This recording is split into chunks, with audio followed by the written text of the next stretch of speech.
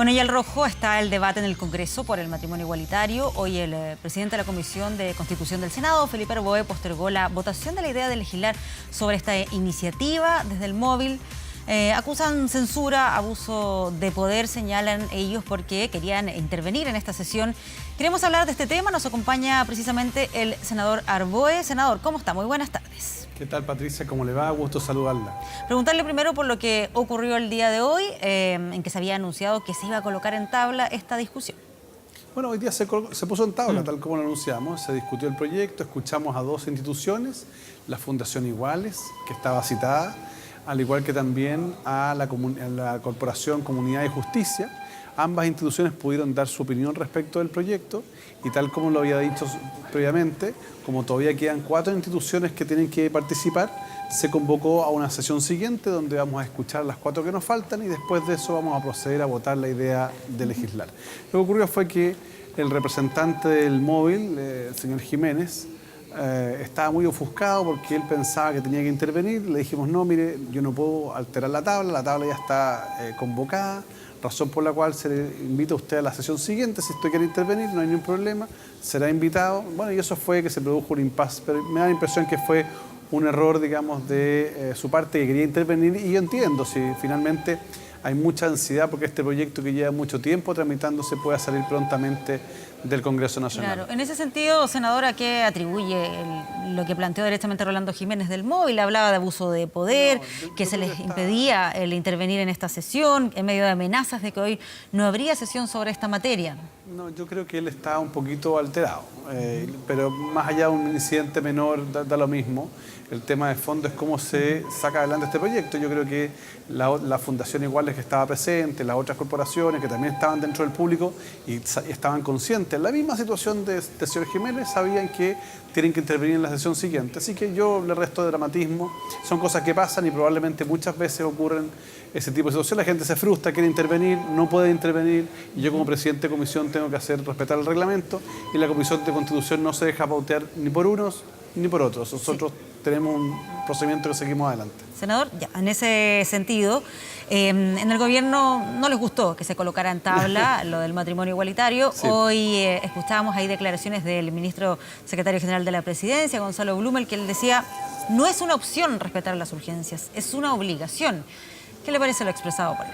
Me parece muy bien, y está en su derecho, y es muy importante. Yo haría un llamado, digamos, primero al gobierno, que no se pongan nerviosos, y debatir temas valóricos no creo que sea malo, creo al contrario, le hace bien a la sociedad actualizar sus normas. Piense usted que el Código Civil es de 1857, de aquella época, y todavía establece un conjunto de normas que están vigentes. Entonces, creo que es bueno debatir. Ahora, para tranquilidad del ministro Blumel y del gobierno, tal como lo conversamos largamente con el ministro de Interior, y él estaba consciente de eso, aquí no ha habido ninguna alteración de urgencias.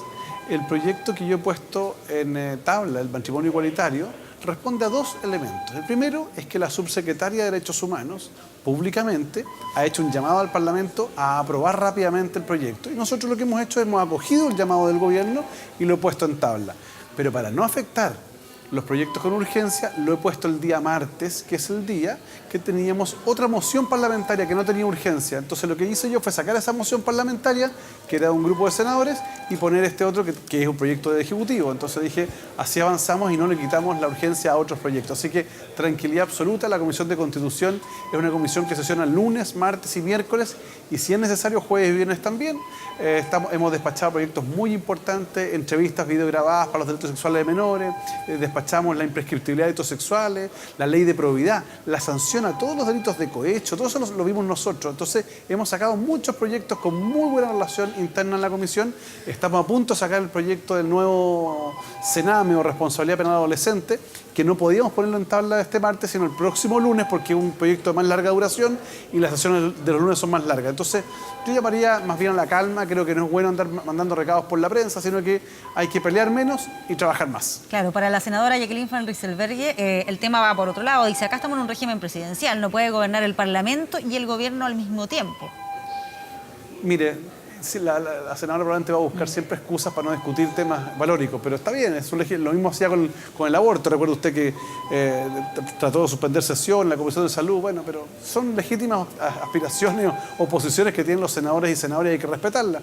Yo soy un republicano, creo que siempre he respetado la institución presidencial, soy muy republicano en eso y también, por cierto, porque estuve en el gobierno muchos años y soy muy respetuoso de los derechos que también y las facultades que tenemos en el Parlamento y como presidente de comisión no me he apartado un milímetro de las facultades que me entrega a mí la Constitución, la Ley Orgánica del Congreso y el reglamento. Claro, todo esto parte a raíz de ese cambio que se hace en el Plan Nacional de Derechos Humanos, este concepto de promover a monitorear. Así es. De acuerdo a estas declaraciones que se han generado a raíz de la idea de colocar en tabla el tema, ¿considera usted que ha habido una sobrereacción de parte del gobierno? Yo creo que hay un poquito de nerviosismo. El nerviosismo que vimos hace 2 semanas con las 40 horas y el proyecto de las diputadas Vallejo y Cariola, por un lado, se traduce en que el gobierno se queda un poquito sin agenda.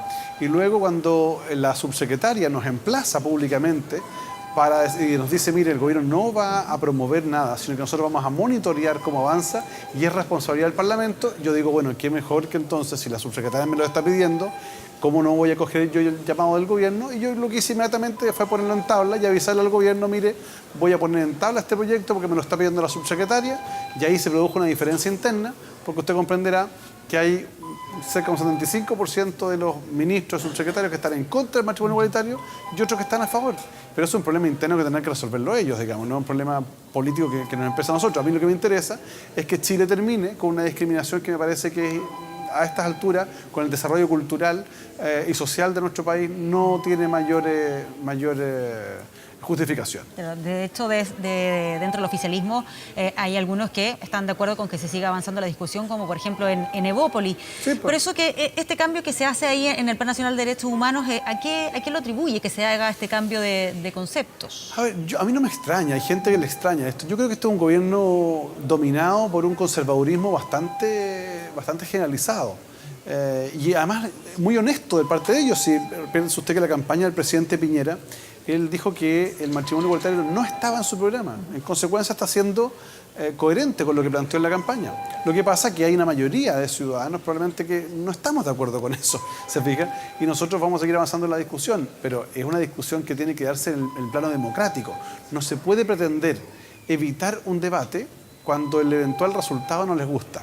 Aquí uno debate en el Parlamento, para eso está la estructura del Parlamento. Con mucho respeto, hoy día una institución habló en contra del matrimonio igualitario, lo escuchamos con mucho respeto, y otra institución habló a favor del matrimonio igualitario.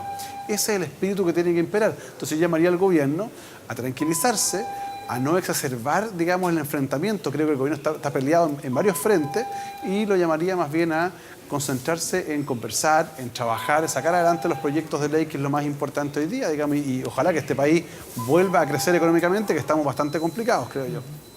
Sí, en esa misma línea, a raíz de este cambio que se produce ahí de los conceptos en el Plan Nacional de Derechos Humanos, en distintas organizaciones han interpretado esto como una forma de faltar a este acuerdo que es de solución amistosa que se llegó con la Corte Interamericana de Derechos Humanos. Primero, no sé si concuerda con ese análisis, y dos, ¿qué consecuencias podría traer eso eventualmente para el Estado de Chile? Mire, yo tiendo a coincidir con el análisis. Creo que efectivamente el acuerdo de solución amistosa habló siempre de que el Estado, el gobierno tenía que promover una legislación inclusiva, no discriminatoria, porque el concepto de familia no se reduce al concepto de matrimonio. Entonces, es un punto importante. Y el segundo lugar, también dar una señal de tranquilidad. Si el gobierno ha cambiado el verbo promover por solo monitorear, quiere decir que el gobierno no va a ser actor principal, no va a promover nada, sino que lo que va a hacer más bien es observar lo que otros hacen. Pero para la tranquilidad de las organizaciones y de las personas que creen que es importante que el Estado cumpla su compromiso, nosotros como Parlamento somos parte del Estado, somos una de las estructuras, un poder del Estado, y nosotros vamos a ayudar a que ese compromiso se cumpla, avanzando en la promoción de un proyecto que establezca la igualdad, un derecho. Aquí no se obliga a nada a nadie. Aquí, si hay alguien que siga insistiendo en que el matrimonio tiene que ser heterosexual, bienvenido sea, va a poder casarse heterosexualmente, no hay problema. Pero lo que nos hacemos cargo es de terminar con una discriminación que desde el año 1857, en otra sociedad chilena, todavía se mantiene y que impide que muchas personas de igual sexo tengan la posibilidad de armar su familia, tener su matrimonio y gozar de derechos, por ejemplo, los derechos sucesorios. Piensa, esto soluciona temas prácticos. Hay personas del mismo sexo que conviven toda su vida, que probablemente son más estables en algunos casos que matrimonios heterosexuales, pero resulta que no puede uno heredar al otro. Hay un conjunto de limitaciones de derechos sucesorios, de filiación. Bueno, lo que queremos es que eso quede regulado por la ley. Y aquellos que legítimamente y en el ejercicio de su libertad quieran someterse a este procedimiento y contraer matrimonio independiente si son de igual o diferente sexo, bienvenido sea. Y creo que eso es un aporte para que Chile sea un poquito más igual y un poquito más libre. Sí, por último, senador, en esta discusión respecto a cuánto puede ser el grado de autonomía que tiene el Parlamento para impulsar determinados proyectos de ley, ¿qué le parece lo que señaló la ministra vocera de Gobierno de llevar 17 proyectos de ley ante el Tribunal Constitucional por indicaciones que consideran inadmisibles? Mire, cuando en la política no hay capacidad de ponerse de acuerdo, se recurre a un tercero, en este caso al Tribunal Constitucional. Yo creo que es completamente innecesario. Lo que ha faltado acá al gobierno, lo que le ha faltado al gobierno es capacidad política, es diálogo, es convicción, es conversación, es persuasión. Ese es el arte de la política. Alguien dijo por ahí, mire, no, lo que pasa es que nosotros tenemos minoría en el Parlamento. Yo solo quiero recordar que la concertación gobernó 20 años, el 10% de la historia republicana, y logramos reducir la pobreza del 45% al 15%, con senadores designados, con un parlamento subsidiado por el sistema binominal. ¿Por qué? Porque fuimos capaces de tener diálogo, había capacidad política, se entendía que cuando había un problema entre la derecha y, comillas, la izquierda, había que sentarse a una mesa y conversar. No tener que invocar al Tribunal Constitucional o llamar a un juez o judicializar. Creo que cuando uno judicializa las relaciones es porque reconoce que ha fracasado en la capacidad de diálogo, que es, yo creo, lo que tiene el déficit que tiene hoy día el Comité Político del Gobierno. Muy bien, senador Felipe Arboe, muchas gracias por conversar con nosotros sobre estos temas. Buenas tardes. Un último punto, ¿Sí? Patricia, lo que pasa es que creo que es muy relevante porque esto del diálogo también se traduce no solo en tema de matrimonio igualitario. Chile necesita sentarse a conversar entre trabajadores, empresarios, gobierno y parlamento para que Chile vuelva a crecer, porque hoy día uno ve con preocupación lo que está sucediendo. Tenemos un estancamiento económico, tenemos altos niveles de desempleo y las perspectivas no son mucho mejores. Entonces el llamado nuevamente al gobierno es a recapacitar, a sentarse a conversar, a sentarse con el mundo público, el mundo privado, el mundo de los trabajadores para efecto de tener un gran acuerdo nacional por el crecimiento. Ante ese escenario económico que usted describe, senador, ¿qué opinión tiene respecto a este proyecto que pretende rebajar la jornada laboral de las 40 horas promovido por la diputada Camila Vallejo? Mire, hasta el minuto, lamentablemente, no hemos tenido ningún informe técnico que nos permita señalar, uno, que no va a haber despidos, o dos, que va a haber despidos. Hoy día lo que hay es posiciones enfrentadas entre unos y otros. Claro, evidentemente, a todo el mundo quisiera tener menos jornada laboral y ganar lo mismo, pero puede ocurrir también, porque hay que mirar la experiencia internacional, que una menor jornada laboral signifique que a algunas personas le bajen el sueldo. Yo no quiero eso para los trabajadores y trabajadoras, y yo creo que ellos tampoco quieren eso. Por eso que es muy importante que se legisle en base a la evidencia. ¿Cómo vamos a privilegiar y a cuidar a nuestros trabajadores y trabajadoras? ¿Cómo les vamos a dar mejor calidad de vida? La discusión no necesariamente es 40, 41 horas. La discusión de fondo es los bajos sueldos, qué jornada laboral tiene que tener Chile y qué nivel de productividad tenemos. Y ahí tenemos un tremendo problema, porque Chile tiene un grave problema de productividad. Y ahí es donde yo creo que hay que sentarse y conversar, porque de lo contrario los incentivos pueden ser perversos. Sin esos estudios técnicos que usted dice que faltan, ¿es un riesgo rebajar la jornada a 40 horas? O sea, evidentemente es un riesgo no solo rebajarla, sino que, por un lado, rebajar la jornada a 40 horas, si no tenemos elementos técnicos que nos digan, mire, me garanticen que a los trabajadores no les van a bajar el sueldo o no los van a despedir, porque eventualmente pensemos, no pensemos en una gran empresa. Veamos lo que ocurrió en Francia. Yo tuve una conversación con un economista, con Andrea Repeto, que sabe mucho de estos temas, y le preguntaba yo cuál había sido el efecto de esto en Francia. Y me contaba que tampoco era muy fácil poder sacar conclusiones, pero hubo, en algunos casos, pequeñas empresas que tuvieron que cerrar, porque no tenían la capacidad de poder solventar esos gastos. En otros casos, hubo reemplazo de trabajadores. Y hubo grandes empresas que lo que hicieron fue acelerar el proceso de automatización. O sea, no solo sacaron a esa gente, sino que sacaron más. Entonces, lo que yo quiero para poder legislar es evidencia, es decir, que nos digan si efectivamente esto va a generar, uno, más empleo o menos empleo. 2, si va a generar el mismo sueldo o baja de sueldo. Y 3, si vamos o no a afectar con esto el crecimiento y el desarrollo de las pequeñas empresas que son las que preocupan. Yo me refiero al almacén que está ubicado, no sé, en la comuna de San Carlos, de Bulnes, en comunas pequeñas, no necesariamente la gran empresa. O también en el centro de Santiago, el pequeño almacén de barrio.